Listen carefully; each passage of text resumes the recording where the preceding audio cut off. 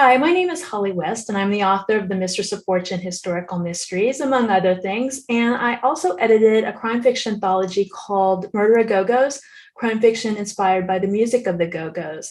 My guest today is Susanna Calkins. She is the Macavity-award-winning author of the Lucy Campion mysteries and the Speakeasy Murders series. Today, we'll be discussing her latest novel, called The CRY of the Hangman. It's the sixth novel in the Lucy Campion series. Kirkus calls The CRY of the Hangman creepy and ingenious. And I really like that. And Publishers Weekly says the series just keeps getting better. Susanna, thank you so much for joining me. I really appreciate it. Yeah, thanks for having me, Holly. So fun to be here. Tell us a little bit about The CRY of the Hangman. Sure. Yeah, thanks. So as you mentioned, it's the sixth in my Lucy Campion mysteries. So these are mysteries set in 17th century London during 1660, so the time of the Great Fire and the Plague, and those have just happened. And so Lucy was started in the series as a chambermaid serving in the household of a local magistrate. And by this point, she has become a printer's apprentice and even actually working with a bookseller and selling her own anonymous tracts from time to time. So very different from what women might usually be able to do. So as a printer's apprentice, she is someone who's involved with creating penny press pieces that they kind of sing about and murder ballads and all of these kinds of things.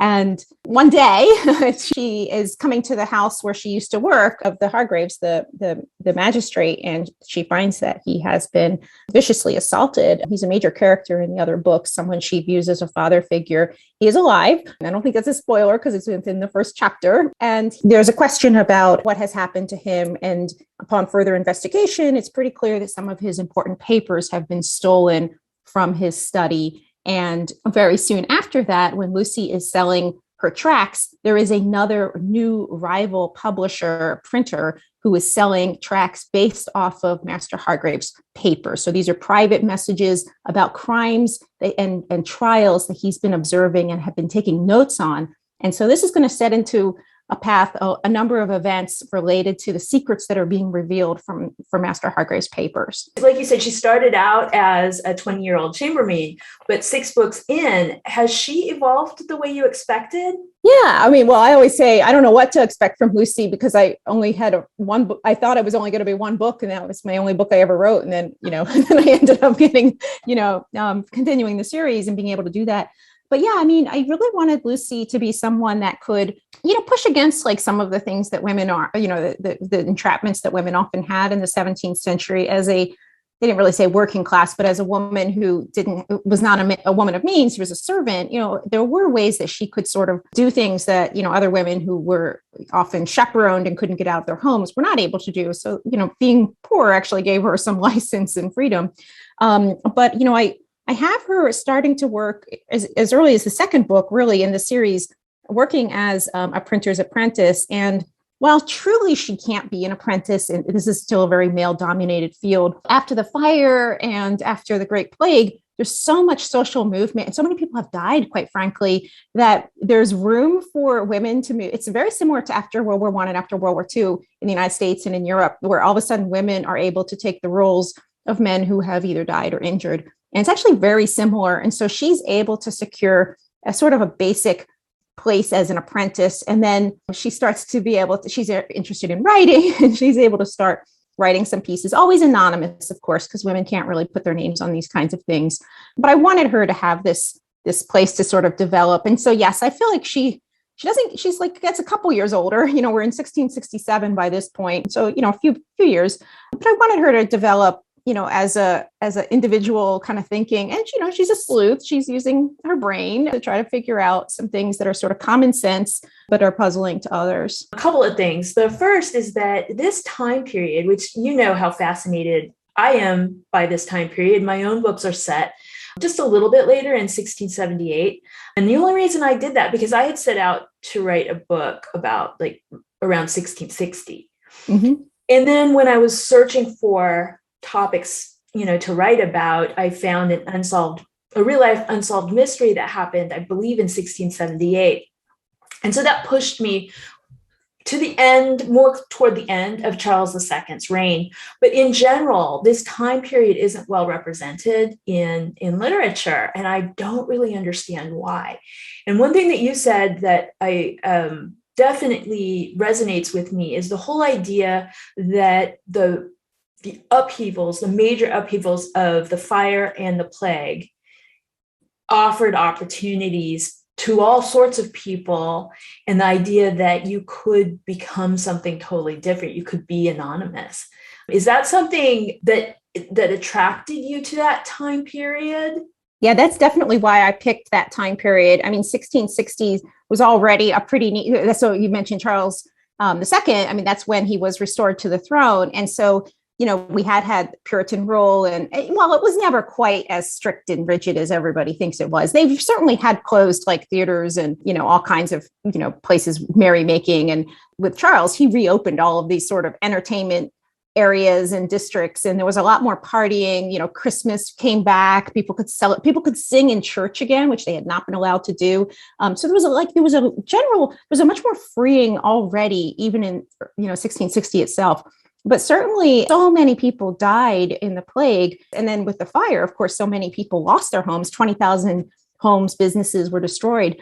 What happened was that apprentices and servants were taking the identities of their masters, because who's going to know their identity of who anybody was? Because back then, your identity was pretty much conferred by your community. So everybody would say, like, even in a city, like in London, they would say, like, oh, we know, who Holly's grandfather was, or, we know, and we would know these things about you, and we know about each other. And we're also listening at the doors and like peeking out our windows, and we're eavesdropping on each other because, we didn't really have a police force in the 1660s. So people were used to sort of spying on one another and being a community. And the thing is when that is disrupted by something, so, two upheavals, it wasn't even just one, right? It was one on top of the other. So I was really fascinated by identity theft. And that actually has come out in several of my books, people claiming to be who they are, and then they aren't because the paperwork's gone, it's been burnt, and if I can say, yeah, those are my horses, and this is my blacksmith shop. And,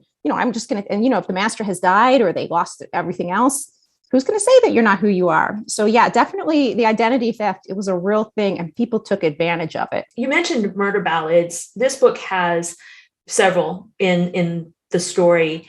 Are any of those based on real life murder ballads? Every one of my books features murder ballads. Like every title is, I work it in, and basically something Lucy writes. And so, they were coming from her.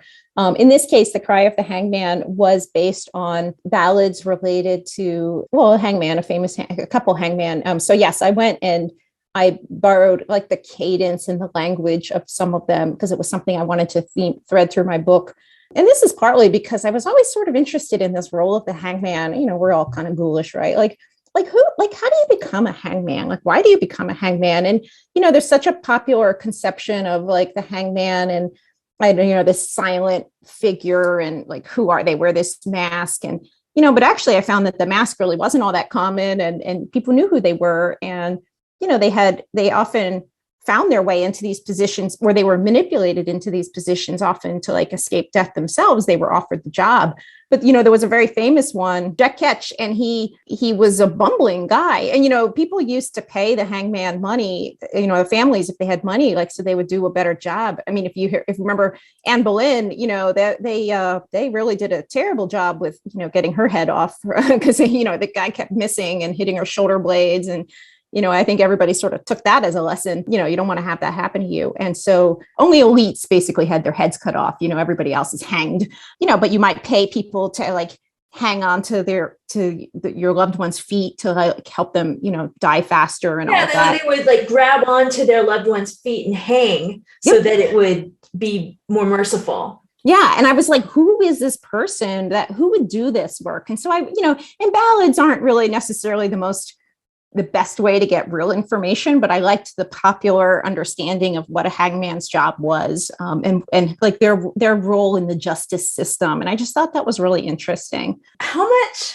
responsibility do you feel to be historically accurate, and under what circumstances do you take liberties with that historical accuracy. I do feel a pretty strong sense of being reasonably accurate, but I've also loosened that expectation even from the first book. I mean, when I was first envisioning this first book, I thought I was going to be writing it the way like, Shakespeare's words would have been, and, using, it was like, I tried like 3 sentences and I was like, okay, nobody can write this way, and so already like I couldn't do what I thought could happen, and it would have been a real boring book. Nobody would have read it, and I didn't really use in my books, I didn't use any, for these Lucy books, I didn't really incorporate any actual historical figures other than mentioning people like Charles II or other famous people at the time. But because I was sort of, I found that really hard, like, to sort of like make a character out of someone you may only have read letters about or know something about. So I actually avoided that for a really long time. My other series, I did work in cameos, and that was actually sort of at the request of my editor to do that because she thought people would like to have some cameos of real people. But yeah, I mean, I really try to get things as right as I can. I mean, I do make mistakes, and, people do write to me. I do think sometimes I'm a little, people they write maybe in a little less friendly way because I have a PhD. And I think they demand something, and they're mad almost if I get something wrong. Because you have a full-time job and 2 kids and a family, your time is limited, but you find somehow a way to be really productive. I mean, you're writing 2 books a year, right? I'm always working on 2 books in a year. This one I'm working on right now, I'm giving myself, I don't know if it's going to happen. I'm giving myself to January 15th. And then I have to start working on the one that's actually contracted, because I have no contract for the one I'm working on because I'm going to try it out. But yeah, then I'm giving myself from January 15th to August 30th to get the Lucy book 7 done. And I'll think about that on January 14th or something like that. What did I get myself into? But those are self-imposed deadlines. I mean, I guess, I never really know how to, I guess for me, I don't make myself feel bad if I don't write every day. And I really don't. I give myself a lot of praise if I write 2 sentences one day and I'm like, that is awesome. You go, you. And I'm sort of the opposite of what you always hear people say. I do see the value in writing every day because it kind of keeps you remembering what your story is. Because I do hate I've gone too long and now I don't remember. But I have learned that I don't plot, but I have learned to sort of figure out a direction of what I'm trying to work on. And then, I might have a scene and I try to think through what's the purpose of the scene. And even if I don't have the actual scene written, I try to say, okay, this is what I want to have happen. This is what I think needs to happen. And so that actually really helps me stay focused. And then it's kind of nice to be able to, then you're the next time you come back, you're okay, now I just need to rewrite that scene. So I feel it's funny to me. I guess it's funny to hear it be sounding like I'm so, that I'm getting this work done. Cause I'm always oh my gosh, if I can just write, 200 words, I'll be a little, but I do write in layers. And so people always laugh at my math, but I'm always well, a typical book is about 80,000 words, or at least that's what my contracts tend to be, 80, 85, something like that.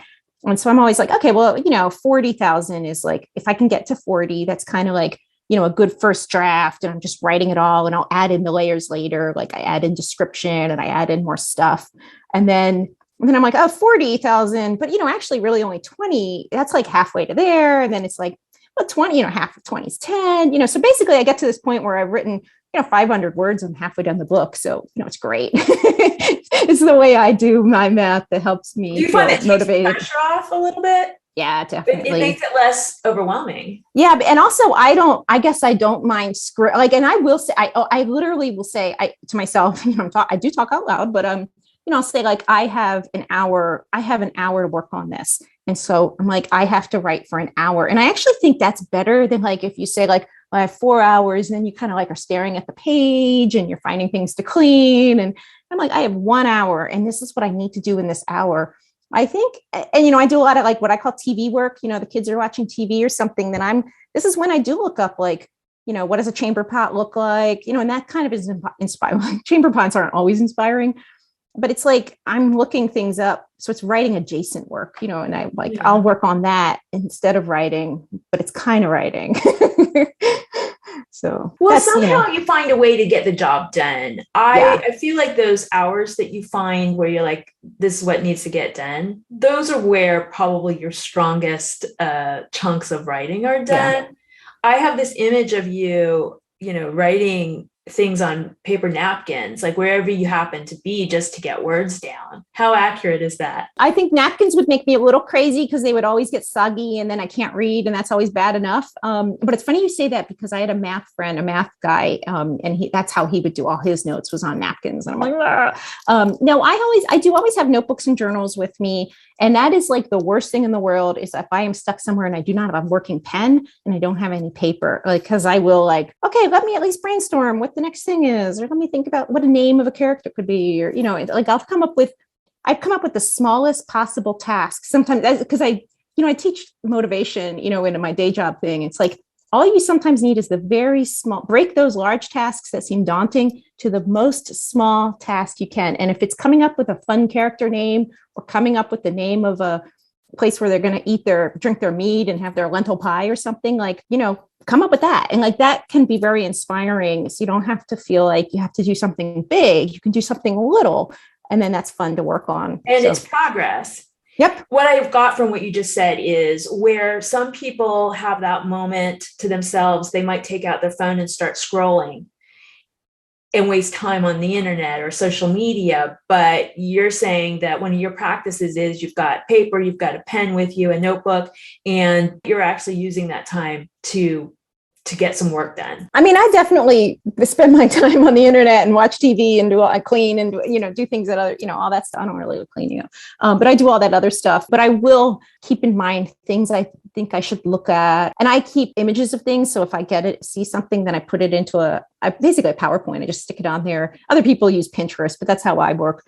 And then, so it just kind of keeps reminding me of things I want to look at. Then usually that's kind of like enough to get me back, oh, well, maybe I'll describe that, like now I've looked it up. Now I'll add in like a sentence around that idea, or like, what does that actually feel like to touch it? And then that just starts to build in a little bit of flavor or context or texture or whatever you want to say. And then that actually usually helps me go a little bit further. I'm always impressed by your work ethic. I think I wish I could capture it and bottle it up and have it as a cocktail every single day. Maybe this is what this is. I mean, maybe. Oh gosh, please send me some. Cry of the Hangman is out now from Seven House Books, available wherever you buy books. Thank you so much, Susanna. It's great to see you as always. It's been way too long since we actually saw each other in person. So being able to see you here has just it made my evening. Thanks so much for having me, Holly. I really enjoy it. You're always so much fun to talk to, and you're such a good interviewer. I really enjoy it. Thank you so much. I appreciate that. Thanks for watching. If you like this video, hit the like button and subscribe to the channel so you can get the latest content as it comes out. I'll see you all next time.